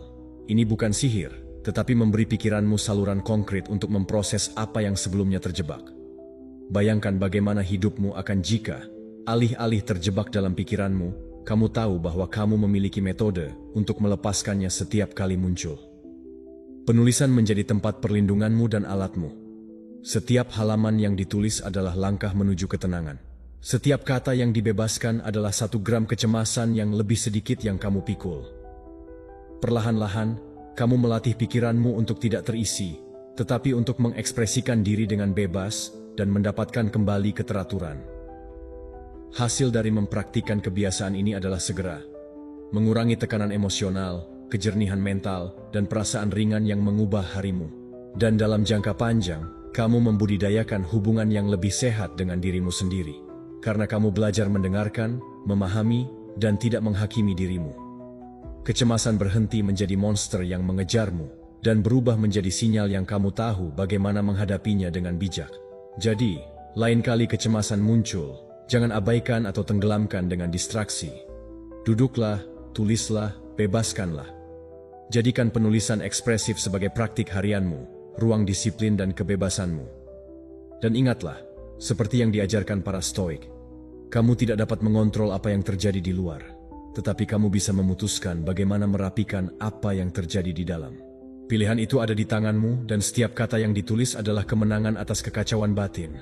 Pelajaran 10. Utamakan tidur untuk mengurangi stres. Tidur bukanlah kemewahan. Ini adalah kebutuhan vital untuk keseimbangan emosional dan mentalmu. Ketika kamu cukup istirahat, tubuhmu pulih, pikiranmu menjadi jernih, dan sistem sarafmu mendapatkan kembali keseimbangan yang direnggut oleh hari. Namun ketika kamu mengorbankan jam tidur, yang sebenarnya kamu lakukan adalah memberi makan kecemasan. Tubuh mengartikan kurangnya istirahat sebagai ancaman. Ini mengaktifkan respons melawan atau melarikan diri dan memicu kortisol. Kamu bangun lebih tegang, lebih mudah tersinggung, dan dengan pikiran yang cenderung melihat masalah di tempat yang mungkin tidak ada. Para Stoik tahu bahwa istirahat adalah sekutu akal. Pikiran yang lelah lebih rentan terhadap kegelisahan dan penilaian yang kabur. Tidur setidaknya 8 jam sehari tidak dapat dinegosiasikan jika kamu ingin membangun hidup yang tenang dan jelas. Ini bukan hanya tentang menutup mata, tetapi memberikan dirimu ruang nyata untuk terputus. Selama tidur nyenyak, otak memproses emosi, mengatur memori, dan menyusun pikiran yang selama hari tampak kacau. Tanpa proses ini, itu seperti memulai setiap hari dengan ransel ekstra yang tidak seharusnya kamu bawa. Hasilnya, lebih banyak stres, lebih banyak reaktivitas, kurang kontrol. Bayangkan betapa berbeda harimu jika kamu bangun dengan energi bersih, pikiran yang segar, dan tubuh yang siap. Perasaan ringan itu bukanlah hak istimewa beberapa orang. Itu adalah hasil dari kebiasaan yang bisa kamu kembangkan. Para Stoik mengajarkan untuk merawat yang penting, dan tidur adalah bagian dari esensi itu. Tanpa istirahat, setiap usaha disiplin runtuh. Dengan istirahat, bahkan tantangan paling berat tampak lebih dapat dikelola. Jika kamu benar-benar ingin mengurangi kecemasan, mulailah dengan memprioritaskan istirahatmu, seolah-olah itu adalah janji tak tergoyahkan dengan dirimu sendiri. Tetapkan jadwal tetap untuk tidur dan bangun, bahkan di akhir pekan. Ketertiban melatih tubuh dan pikiranmu untuk memasuki keadaan tenang lebih cepat. Sebelum tidur, hindari memenuhi diri dengan rangsangan yang mengganggu pikiranmu. Media sosial, perdebatan, berita negatif. Sebaliknya, cari aktivitas yang membuatmu rileks. Jurnal rasa syukur yang memfokuskan pikiranmu pada hal positif. Komedi ringan yang memicu tawa. Atau musik lembut yang menemani perjalananmu menuju istirahat. Menciptakan lingkungan yang mendukung juga membuat perbedaan. Kegelapan total, keheningan atau suara lembut, suhu yang nyaman. Jadikan kamar tidurmu sebagai tempat suci ketenangan, bukan ruang stres. Ingatlah bahwa apa yang mengelilingi tubuhmu juga mempengaruhi pikiranmu. Jika kamu mengubah kamarmu menjadi ruang tidur yang dalam, kamu mengajarkan otakmu untuk mengasosiasikannya dengan kedamaian, dan perlahan-lahan, tidur menjadi lebih alami dan menyegarkan. Ketika kamu mulai memprioritaskan 8 jam tidurmu, kamu akan melihat reaksi impulsif berkurang. Kamu akan memiliki lebih banyak kesabaran, kejernihan lebih untuk memutuskan, dan lebih banyak ketahanan saat menghadapi kesulitan. Karena apa yang sebelumnya tampak sebagai gunung, sekarang kamu akan melihatnya sebagai bukit sederhana yang bisa kamu lewati dengan tenang. Tidur tidak hanya memulihkan tubuh, tetapi juga memperkuat pikiran dan jiwa. Stoicisme mengingatkan kita bahwa kekuatan sejati terletak pada apa yang kita kendalikan. Kamu tidak dapat mengontrol bagaimana hari dimulai di luar, tetapi kamu bisa mengontrol bagaimana kamu memasuki hari itu dari dalam. Masuk dengan istirahat, dengan energi dan ketenangan adalah seperti memulai setiap hari dengan keuntungan. Ini memilih agar pikiranmu tidak lelah dan lemah di hadapan kekacauan, tetapi kuat dan terpusat untuk menjaga kontrol emosional. Cobalah minggu ini, berkomitmenlah untuk tidur 8 jam setiap malam. Tulis di jurnalmu bagaimana suasana hatimu, tingkat kecemasanmu, dan kemampuanmu untuk fokus berubah. Kamu akan terkejut menemukan bahwa apa yang sebelumnya tampak tidak tertahankan sekarang terasa dapat dikelola. Dan sebenarnya kamu bukan lemah, kamu hanya kelelahan. Perbedaan antara hari yang cemas dan hari yang tenang mungkin terletak pada kekuatan pemulihan dari istirahatmu. Hasil dari memprioritaskan tidurmu adalah jelas. Aktivasi respon stres yang lebih rendah, lebih banyak kontrol atas emosi, dan kemampuan ketahanan yang lebih tinggi. Jangan remehkan kebiasaan ini, karena dengan merawat istirahatmu, kamu membangun fondasi yang kokoh untuk hidup yang lebih tenang, lebih jelas, dan lebih berdaya. Pelajaran 11. Kembangkan koneksi manusia untuk mengurangi kortisol. Koneksi manusia adalah salah satu penawar paling kuat terhadap kecemasan dan stres. Ini bukan hanya tentang memiliki teman, tetapi tentang merasakan diri sebagai bagian dari sesuatu, mengalami dukungan dan keamanan melalui interaksi. Isolasi yang berkepanjangan meningkatkan kortisol, hormon yang meningkatkan ketegangan dan memberi makan kecemasan. Sebaliknya, ketika kamu menghabiskan waktu dengan seseorang yang kamu percayai, sistem sarafmu menerima sinyal ketenangan. Sebuah percakapan yang jujur, tawa yang dibagikan, atau isyarat kasih sayang bisa cukup untuk mengingatkan tubuhmu bahwa kamu tidak sendirian dalam perjuangan ini dan bahwa kamu bisa bersantai. Para Stoik berbicara tentang pentingnya komunitas. Marcus Aurelius berulang kali mengatakan bahwa manusia diciptakan untuk satu sama lain, dan hidup dalam kesendirian yang ekstrim adalah bertentangan dengan sifat kita sendiri. Dia tidak hanya merujuk pada kehadiran fisik, tetapi pada ikatan nyata yang terbentuk ketika kita berbagi pikiran, emosi, atau bahkan hanya keheningan dengan orang-orang di sekitar kita. Ikatan tersebut memperkuat pikiran dan mengurangi beban emosional yang kita bawa sendirian. Ketika kamu terhubung secara tulus dengan orang lain, tubuhmu mengaktifkan sistem saraf parasimpatis yang bertanggung jawab untuk membawamu ke keadaan ketenangan dan pemulihan. Sesuatu yang sederhana seperti tawa yang dibagikan mengirimkan sinyal keamanan ke otakmu, mengurangi produksi kortisol, dan meningkatkan perasaan kesejahteraan. Bahkan kontak fisik, pelukan yang tulus atau jabat tangan, memiliki kekuatan untuk menenangkan sistemmu dan mengurangi stres yang terakumulasi. Sebaliknya, isolasi memberi makan kecemasan. Terjebak dalam pikiranmu menciptakan gema konstan yang memperbesar ketakutan dan kekhawatiran. Para Stoik menekankan pentingnya untuk tidak sepenuhnya menarik diri dari masyarakat. Epictetus mengatakan bahwa kita tidak dapat memilih apa yang terjadi pada kita, tetapi kita bisa memilih bagaimana kita merespons. Dan salah satu respons paling bijak terhadap kecemasan adalah membuka diri kepada orang lain. Karena dengan membagikan bebanmu, beban itu menjadi lebih ringan. Menerapkan prinsip ini tidak memerlukan gerakan besar, tetapi langkah-langkah kecil setiap hari. Carilah momen untuk berbicara dengan teman atau anggota keluarga, meskipun hanya percakapan singkat. Ikut serta dalam aktivitas sosial yang membuatmu merasa menjadi bagian dari kelompok. Berjalan di luar ruangan, kelas yoga, atau pertemuan sederhana. Yang penting adalah dikelilingi oleh orang-orang yang memberi ketenangan, dukungan, dan keaslian. Jika kontak fisik membuatmu nyaman, jangan hindari. Sebuah pelukan atau bahkan pijatan memiliki dampak mendalam pada pengaturan sistem sarafmu.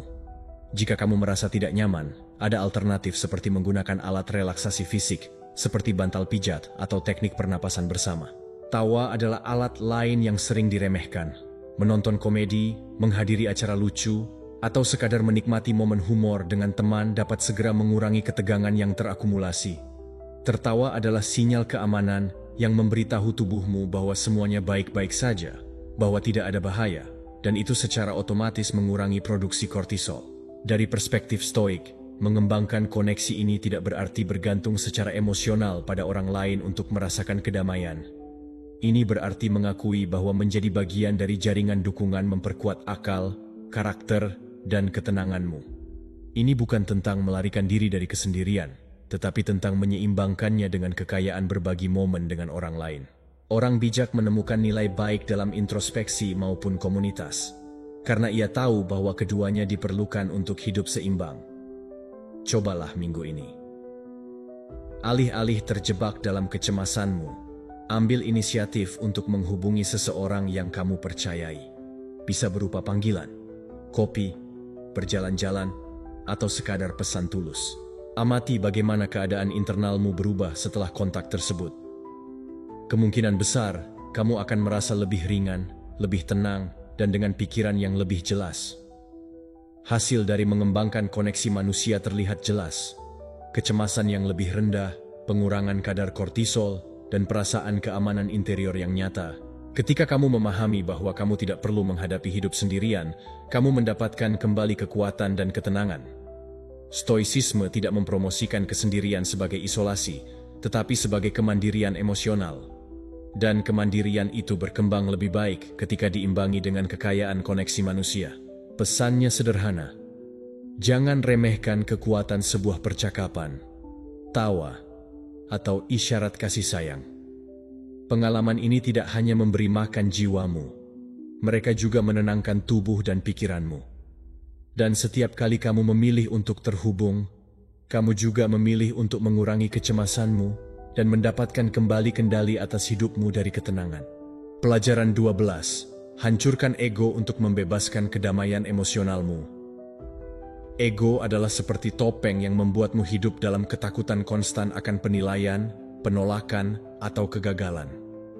Kamu berpikir bahwa kamu harus melindungi citra sempurna dirimu, dan itu mencuri kedamaianmu. Setiap kali kamu tidak mencapai harapan-harapan yang tidak realistis itu, kamu merasakan rasa malu, kecemasan, atau kemarahan. Namun itu bukan esensimu. Para stoik memahaminya dengan baik. Nilaimu tidak bergantung pada bagaimana orang lain memandangmu, tetapi pada kebajikanmu, pada cara kamu memilih bertindak di sini dan sekarang. Dengan melepaskan ego, kamu menerima kemanusiaanmu, kesalahanmu, dan keterbatasanmu, tanpa mengurangi siapa dirimu. Ketika Marcus Aurelius menulis dalam meditasinya bahwa pendapat orang lain adalah asap, dia mengingatkan kita bahwa hidup menjadi kacau ketika kita berusaha untuk menyenangkan semua orang. Ego membuatmu menjadi budak dari pendapat tersebut. Stoicisme mengundangmu untuk melihat ke dalam dan bertanya, apa yang bergantung padaku? Dan jawabannya jelas, bergantung padamu adalah usaha, kejujuran, karakter. Bukan label yang mereka berikan padamu, bukan gelar yang kamu miliki, bukan kesempurnaan yang kamu coba tunjukkan. Setiap kali kamu merasakan ketakutan akan penilaian, atau rasa malu karena kesalahan, berhentilah dan tanyakan pada dirimu, apa yang saya coba buktikan? Kebanyakan waktu kamu akan menemukan bahwa kamu tidak perlu membuktikan apapun, hanya setia pada siapa dirimu. Refleksi itu memecahkan kekuatan ego dan, sebagai gantinya, kamu bisa melakukan tindakan sederhana namun mengubah. Tulis 3 hal yang kamu hargai dari dirimu, tetapi tidak bergantung pada gelar, pencapaian, atau penampilan. Bisa berupa kebajikan seperti, saya jujur, Saya berusaha setiap hari, saya memperlakukan orang lain dengan hormat. Pengingat itu di atas kertas mengembalikannya ke yang esensial dan menghubungkanmu dengan apa yang benar-benar mendefinisikan dirimu. Latihan kuat lainnya adalah melatih kerendahan hati untuk mengakui kesalahan tanpa menyamarkannya. Ego mendorongmu untuk membenarkan diri atau menyalahkan orang lain. Kebebasan datang ketika kamu bisa berkata dengan tenang, "Saya salah, tetapi saya sedang belajar." Kalimat itu tidak membuatmu lemah, itu membuatmu kuat, karena menunjukkan bahwa nilaimu tidak bergantung pada kesempurnaan, tetapi pada kemampuan untuk tumbuh. Sikap ini yang diulang dalam percakapanmu melatih pikiranmu untuk melepaskan kebutuhan untuk tampak tak tergoyahkan dan membuka ruang untuk kedamaian yang lebih nyata. Stoicisme juga mengajarkan untuk menggunakan frasa sebagai jangkar mental. Kamu bisa mengulangi setiap hari, "Saya bukan citra saya cukup seperti saya." Pada awalnya mungkin hanya pengingat, tetapi dengan praktik itu menjadi perisai terhadap ketakutan akan penilaian. Ini adalah cara untuk mendidik kembali pikiranmu dan mengingatkan bahwa esensimu tidak diukur oleh apa yang kamu tampilkan, tetapi oleh konsistensi dengan nilai-nilai yang kamu pegang. Ego sebagian besar adalah ketakutan yang menyamar. Ketakutan untuk tidak diterima, ketakutan untuk gagal, ketakutan untuk dilihat sebagai kurang. Namun ketakutan itu hanya ada selama kamu berpegang pada mempertahankan versi palsu dari dirimu. Ketika kamu menghancurkannya, kamu menyadari bahwa tidak ada yang eksternal dapat menghilangkan nilaimu. Kegagalan berhenti menjadi tragedi dan menjadi pembelajaran. Penilaian orang lain kehilangan bobotnya karena kamu memahami bahwa itu adalah refleksi dari perspektif mereka, bukan realitasmu. Dengan menerapkan prinsip ini dalam kehidupan sehari-harimu, kamu akan melihat hasil yang konkret. Kamu akan merasa lebih bebas dalam hubunganmu, karena kamu tidak akan lagi terjebak dalam kebutuhan untuk menyenangkan atau terlihat sempurna. Emosimu akan stabil, karena rasa sakit yang datang dari perbandingan dan persetujuan eksternal kehilangan kekuatannya atasmu. Dan, yang terpenting, kamu akan menemukan bahwa harga dirimu tidak bergantung pada topeng atau pencapaian, tetapi pada keaslian cara kamu memilih untuk hidup. Bayangkan betapa membebaskannya bisa melakukan kesalahan di depan umum dan tidak merasakan bahwa duniamu runtuh, atau bisa mengekspresikan pendapatmu tanpa takut ditolak. Kebebasan itu datang ketika kamu melepaskan ego dan menerima kemanusiaanmu, karena pada akhirnya, seperti yang dikatakan para Stoik, kita bukan dewa, kita manusia, dan kebesaran kita tidak terletak pada berpura-pura sempurna, tetapi pada hidup dengan kebajikan, ketenangan, dan kebenaran. Hasil dari menghancurkan ego adalah kedamaian emosional yang lebih kokoh, hati yang kurang terikat pada ketakutan, dan pikiran yang lebih terfokus pada apa yang benar-benar penting. Kamu menjadi seseorang yang hidup dengan keaslian, yang menghargai diri sendiri atas apa adanya dan bukan atas apa yang tampak. Dan keaslian itu adalah dasar dari kehidupan yang tenang dan berdaya. Kehidupan yang diajarkan oleh para Stoik untuk kita bangun. Pelajaran 13. Tafsirkan emosi sebagai pesan, bukan sebagai masalah. Emosi bukanlah masalah yang harus kamu hilangkan, melainkan pesan yang dikirimkan oleh pikiran dan tubuhmu untuk menunjukkan bagaimana kamu menginterpretasikan apa yang kamu alami. Dua orang bisa menghadapi situasi yang sama dan merasakan emosi yang sepenuhnya berlawanan. Satu orang melihat rintangan sebagai ancaman, sementara yang lain melihatnya sebagai kesempatan untuk tumbuh. Perbedaannya bukan terletak pada apa yang terjadi, tetapi pada cerita yang diceritakan oleh masing-masing. Memahami hal ini adalah kunci untuk mendapatkan kembali kekuatanmu atas apa yang kamu rasakan. Ketika kamu mengalami kecemburuan, kesedihan, atau ketakutan, ingatlah bahwa bukan peristiwa itu sendiri yang memicu reaksi tersebut, melainkan cara kamu menginterpretasikannya. Marco Aurelius merumuskannya dengan jelas. Jika sesuatu yang eksternal mengganggumu, bukan itu yang membuatmu gelisah, tetapi penilaianmu tentangnya. Kamu bisa mengubah penilaian itu sekarang juga. Ungkapan Stoik ini mengungkapkan bahwa emosi bukanlah musuh, tetapi sinyal yang memberikanmu kesempatan untuk meninjau pikiranmu. Bayangkan kamu berada di sebuah pesta dan tiba-tiba merasakan ketidakamanan. Reaksi pertamamu mungkin berpikir, "Semua orang menilai saya tidak cocok di sini." Interpretasi tersebut menghasilkan kecemasan dan ketidaknyamanan. Namun, jika kamu berhenti sejenak dan bertanya, cerita apa yang saya ceritakan? Kamu akan menyadari bahwa tidak ada bukti bahwa semua orang benar-benar menilai kamu. Kamu dapat mengubah narasi menjadi sesuatu yang netral.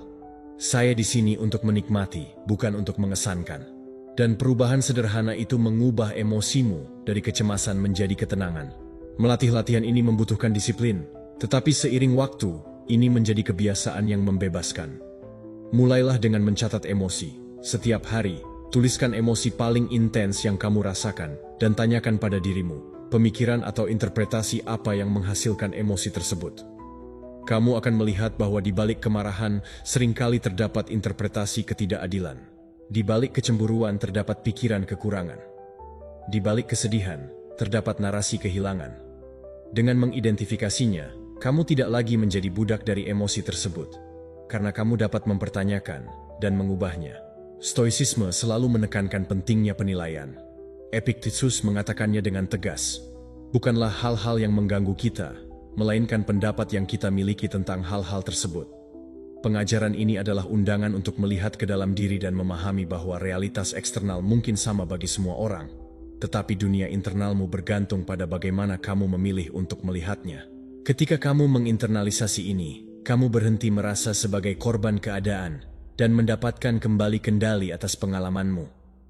Latihan praktis lainnya yang dapat kamu terapkan dalam kehidupan sehari-hari adalah berhenti tepat pada saat emosi negatif muncul dan tanyakan pada dirimu, apa yang saya pikirkan yang menyebabkan ini? Momen jeda itu sangat berharga karena memungkinkanmu memisahkan rangsangan dari reaksi. Misalnya, jika seseorang berbicara padamu dengan nada kasar, kamu bisa menginterpretasikan, dia tidak menghormati saya harus membela diri, yang menghasilkan kemarahan.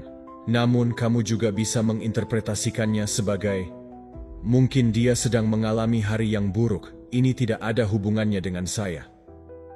Interpretasi kedua itu membawamu untuk tetap tenang dan merespons dengan cerdas. Kuncinya adalah melatih pikiranmu untuk tidak bereaksi secara otomatis. Seperti yang dikatakan para Stoik, kamu tidak selalu bisa mengontrol apa yang terjadi, tetapi kamu bisa mengontrol bagaimana kamu memutuskan untuk menginterpretasikannya. Dan dengan mengubah interpretasimu, kamu juga mengubah emosimu. Kekuatan internal ini adalah kebebasan sejati, karena tidak bergantung pada dunia yang sempurna agar kamu merasa damai. Seiring waktu, kamu akan mulai memperhatikan pola. Kamu akan melihat bahwa emosi tertentu berulang, karena kamu selalu membawa interpretasi yang sama. Mungkin kamu terus-menerus berpikir bahwa kamu tidak cukup baik, dan itu membuatmu merasa tidak aman dalam berbagai konteks. Dengan mendeteksinya, kamu bisa bekerja untuk mengganti narasi itu dengan yang lebih realistis dan memberdayakan. Saya tidak sempurna, tetapi saya berharga dan terus tumbuh. Cerita baru itu tidak hanya mengubah emosimu, tetapi juga mengubah cara kamu bertindak. Hasil dari menerapkan pendekatan ini sangat jelas. Kontrol yang lebih besar atas emosimu, lebih sedikit reaksi impulsif, dan lebih banyak kejernihan mental. Kamu mulai hidup dengan ketenangan seseorang yang memahami bahwa emosi hanyalah pengunjung, bukan pemilik hidupmu. Dengan melihatnya sebagai pesan, kamu bisa mengucapkan terima kasih atas apa yang mereka tunjukkan, dan kemudian secara sadar memilih apa yang harus dilakukan dengan mereka. Disitulah kamu mendapatkan kembali kekuatanmu yang sebenarnya.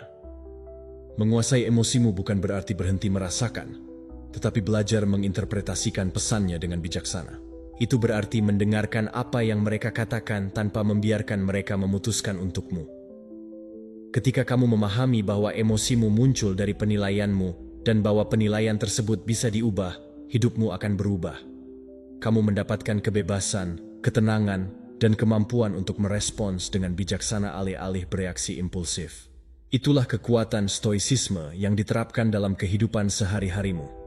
Mengubah setiap emosi menjadi kesempatan untuk tumbuh, bukan menjadi rintangan yang membatasi. Pelajaran 14, hilangkan harapan untuk mengurangi ketidaknyamanan emosional. Harapan adalah salah satu penyebab terbesar penderitaan dalam hidup. Setiap kali kamu berharap sesuatu atau seseorang bertindak dengan cara tertentu, kamu mengekspos dirimu pada kekecewaan. Kenyataan jarang sesuai dengan keinginanmu. Para Stoik memahaminya dengan sangat baik. Rasa sakit tidak berasal dari apa yang terjadi, melainkan dari perbedaan antara apa yang terjadi dan apa yang kamu harapkan terjadi. Ketika kamu menghilangkan celah itu, ketika kamu berhenti menuntut agar kenyataan sesuai dengan skenario yang kamu buat, kamu mendapatkan kembali kedamaian batin. Miyamoto Musashi dalam ajarannya mengajarkan ketidakpedulian terhadap preferensi sebagai jalan menuju ketenangan. Rumus terkenal yang dikaitkan dengannya adalah, kedamaian mental adalah kenyataan dikurangi harapan. Itu merangkum sebuah kebenaran yang kuat. Semakin banyak kamu berharap, semakin frustrasi kamu. Semakin sedikit kamu berharap, semakin bebas kamu hidup. Dia sendiri menerapkan prinsip ini dalam pertarungannya melawan Koliro, datang terlambat dengan sengaja untuk mengacaukan lawannya. Musashi tidak mengharapkan reaksi tertentu dari lawannya, dan karena itu dia mempertahankan kendali dan ketenangan. Pikirkan tentang kehidupan sehari-harimu. Berapa kali kamu merasa marah karena seseorang tidak merespons seperti yang kamu inginkan? Atau merasa sedih karena hidup tidak mengikuti rencana yang telah kamu buat? Emosi-emosi tersebut tidak muncul dari fakta itu sendiri, melainkan dari bentrokan antara harapanmu dan kenyataan. Jika kamu berharap seseorang berbicara dengan hormat, dan sebagai gantinya dia kasar, frustrasi tidak berasal dari kata-kata itu, melainkan dari harapan yang tidak terpenuhi. Stoicisme mengundangmu untuk melepaskan harapan itu, dan merespons apa adanya, bukan apa yang kamu inginkan. Ilmu pengetahuan juga mendukung pengajaran ini. Studi dalam psikologi positif menunjukkan bahwa mereka yang mengurangi harapan mengalami lebih sedikit stres dan lebih banyak kepuasan dalam hidup mereka, karena mereka menyelaraskan persepsi mereka dengan kenyataan. Terapi penerimaan dan komitmen mengusulkan hal serupa. Menerima kenyataan apa adanya, alih-alih melawannya untuk memperbaiki regulasi emosional dan mengurangi ketidaknyamanan. Ketika kamu menerima apa yang terjadi, kamu membebaskan energi yang sebelumnya kamu habiskan untuk perlawanan dan menggunakannya untuk merespons dengan jelas. Bagaimana kamu bisa menerapkan prinsip ini dalam kehidupan sehari-harimu? Mulailah dengan kalimat sederhana. Saya menerima kenyataan apa adanya, tanpa menginginkan agar berbeda. Ulangi sebelum memasuki situasi yang penuh emosi, seperti diskusi atau pertemuan penting. Ini mempersiapkanmu secara mental untuk menerima apa yang datang tanpa terikat pada hasil tertentu. Dengan cara itu, kamu menjaga kendali atas dirimu, bahkan jika orang lain tidak bertindak seperti yang kamu harapkan. Langkah praktis lainnya adalah mengidentifikasi harapan konkret yang biasanya kamu miliki. Mungkin kamu berharap pasanganmu selalu memahami, bahwa teman-temanmu selalu mendukung, atau bahwa atasanmu selalu mengakui usahamu. Catat harapan-harapan itu dan tanyakan pada dirimu, apa yang akan terjadi jika harapan itu tidak terpenuhi? Dengan melepaskan beban tersebut, kamu akan menyadari bahwa kamu bisa tetap tenang. Karena nilai dan kedamaianmu tidak bergantung pada apa yang orang lain lakukan, atau bagaimana dunia merespons. Langkah terakhir adalah melatih pikiranmu untuk fokus pada apa yang terjadi di sini dan sekarang. Jika seseorang berbicara padamu dengan keras, alih-alih bereaksi dengan berpikir, dia tidak seharusnya berbicara padaku seperti itu. Amati faktanya. Orang itu berbicara dengan cara itu. Kemudian pilih respons yang sadar. Bernapas, tetap tenang, mengungkapkan pendapatmu dengan tegas, tetapi tanpa kehilangan ketenangan. Ruang antara apa yang terjadi dan bagaimana kamu memutuskan untuk bertindak adalah tempat di mana kekuatanmu berada. Membebaskan diri dari harapan tidak berarti menyerah atau berhenti bertindak. Itu berarti menerima kenyataan sebagai titik awal, tanpa berkelahi dengan apa yang tidak bisa kamu ubah. Dari sana, kamu bisa membuat keputusan yang lebih bijaksana dan efektif. Jika seseorang tidak memenuhi harapanmu, alih-alih marah, kamu bisa memutuskan untuk menetapkan batas, mengubah strategimu, atau cukup melepaskan hubungan itu. Kamu tidak bereaksi dari frustrasi, kamu bertindak dari kejernihan. Hasilnya adalah hidup dengan lebih sedikit ketidaknyamanan dan lebih banyak ketenangan. Dengan mengurangi harapanmu, kamu mengurangi jumlah kekecewaan yang kamu alami. Kamu menjadi lebih fleksibel terhadap yang tak terduga, lebih tangguh terhadap apa yang tidak bergantung padamu. Dan yang terpenting, kamu mendapatkan kembali kemampuan untuk hidup dalam kedamaian, karena kamu tidak lagi berjuang dengan apa yang seharusnya tetapi merangkul apa adanya.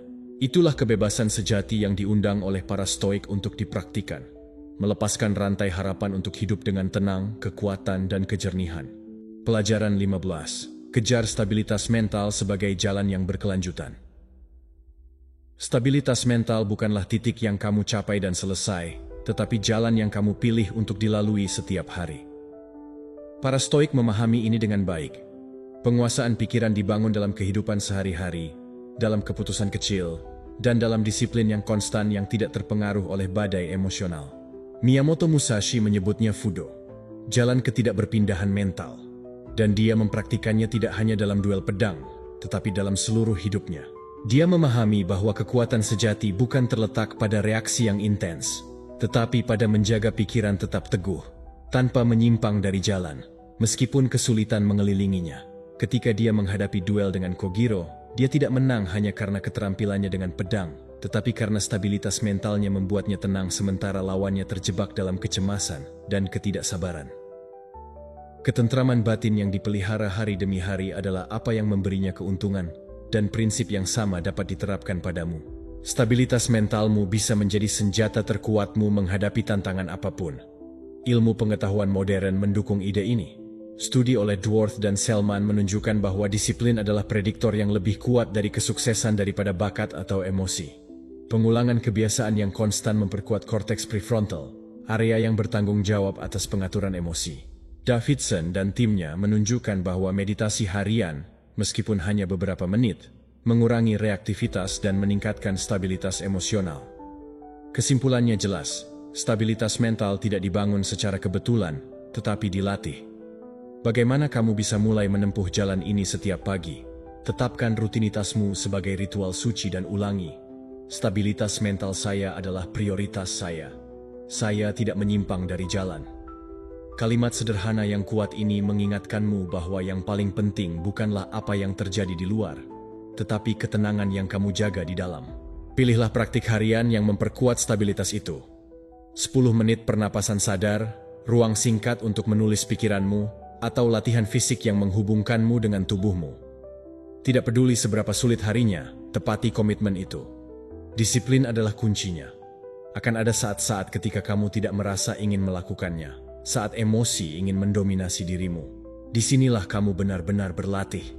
Jika kamu berhasil menjaga praktikmu bahkan di hari-hari itu, kamu akan memperkuat gagasan bahwa pikiranmu adalah milikmu, bukan milik keadaan.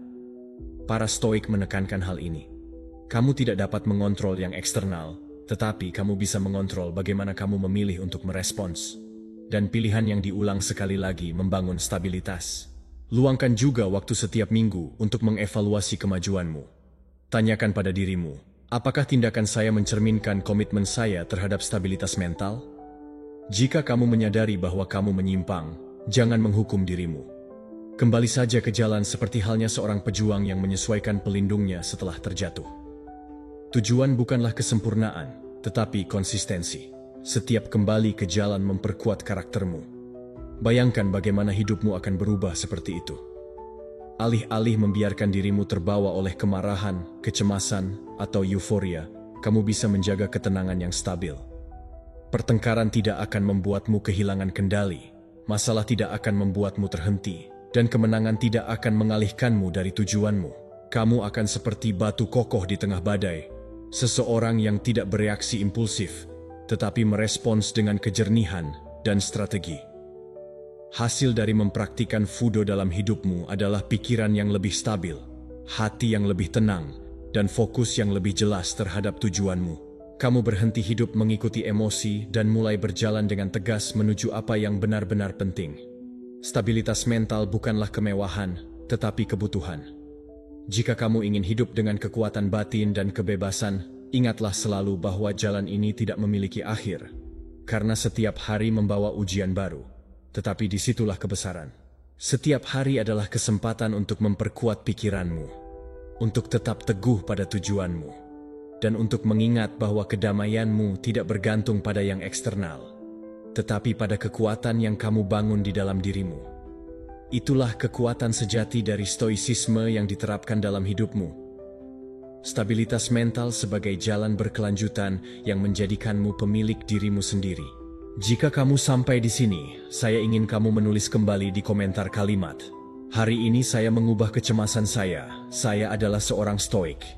Lakukan sekali lagi, karena dengan mengulangnya, kamu memperkuat komitmenmu terhadap perubahan dan memprogram pikiranmu untuk tetap teguh di jalan ini. Dan jika kamu mendengarkan kata-kata ini sekarang, rayakanlah. Itu berarti kamu memiliki disiplin, bahwa komitmenmu terhadap dirimu sendiri adalah nyata, dan kamu berada di jalan yang benar. Puji dirimu karena telah sampai di akhir, karena setiap langkah berarti dan setiap keputusan membawamu lebih dekat pada ketenangan yang kamu layak dapatkan. Suka video ini dan berlangganan, karena saya akan terus membawakanmu konten yang memperkuat dan mengingatkanmu bahwa kamu memiliki kekuatan untuk menguasai pikiranmu dan hidup dalam ketenangan.